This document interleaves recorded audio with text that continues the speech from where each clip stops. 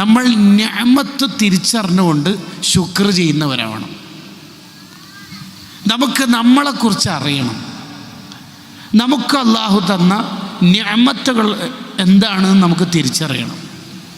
സൂഫിയാക്കൾക്കുള്ള മലയാളം ആത്മജ്ഞാനികൾ എന്നാണ്. അവർക്ക് സ്വന്തത്തെക്കുറിച്ച് അറിയാമെന്ന അർത്ഥം. ഏറ്റവും വലിയ മഅരിഫ ലമീറാണെന്നല്ലേ. യുക്തിവാദികളുള്ള കാലത്ത് ചിലപ്പോൾ ഹുവ അവൻ എന്ന് പറഞ്ഞാൽ എവൻ എന്ന് ചോദിക്കാൻ സാധ്യതയുണ്ട്. പക്ഷെ ഞാൻ ആ ചോദ്യത്തിലൊന്നും പറയൂല. ഞാൻ എന്നൊന്നും ചോദിക്കൂല.